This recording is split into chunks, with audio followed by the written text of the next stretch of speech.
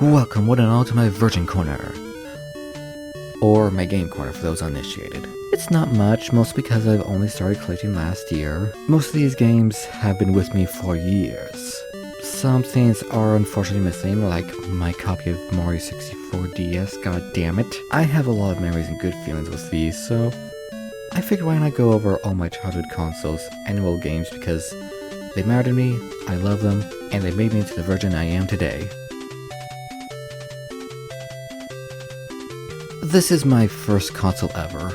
Some of my earliest memories in gaming are just me sitting down in front of the TV with my hands barely covering these buttons playing Mario Kart or just exploring Peach's castle.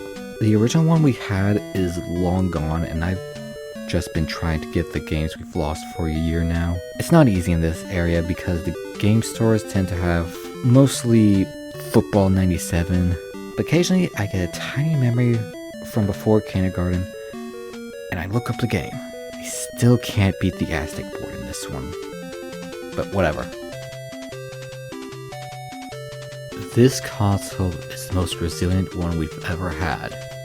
Still works to this day, needed only one clean session.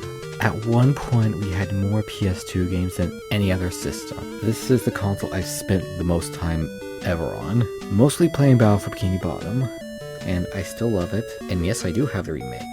The one my family had the most fun with was Champions of Norath. My dad bought this game to play with my brother and I in a 3-way co-op campaign. That campaign was absolute chaos from start to finish. We still have things we meme about to this day, like Scully. I'm gonna lump these in together, mostly for time reasons, also because with all of these, the games that I've played the most are Pokemon games. My favorites being Ruby, Pearl, and Y. We don't talk about Sun and Moon. I've also never played Black and White. I played many a battle with my brother and my friends in these games.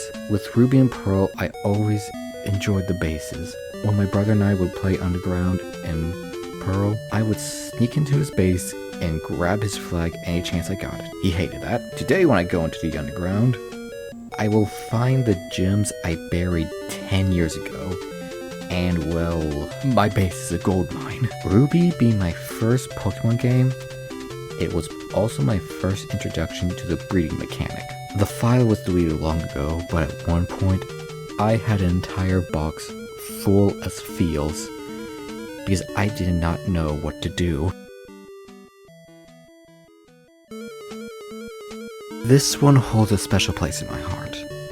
The Wii was the first console I've ever bought with my own money, and I bought that console for Boomblocks, but the game I've spent the most time on was Mario Galaxy.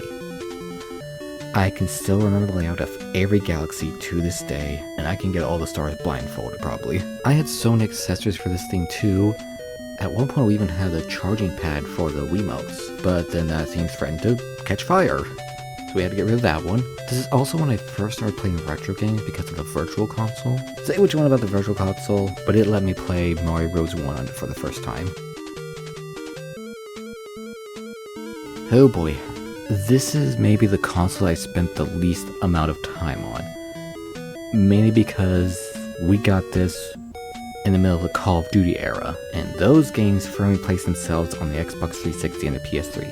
And this was back when I could get some slight simulation sickness, so I tended to avoid first-person games. Obviously I didn't play this that much, and it also wasn't good for me because I was colorblind, so I had a hard time telling the environment from NPCs. But a game I did play was Fable 3, which, I love this game. I built a benevolent kingdom where everybody is happy and the gnome problem is a thing of the past, but god, this one did not age well.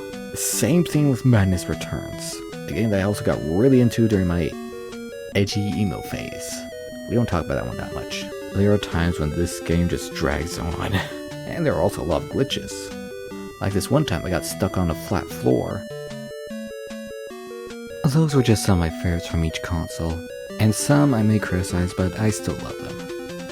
They still make me happy today, sometimes for different reasons than when I first played them.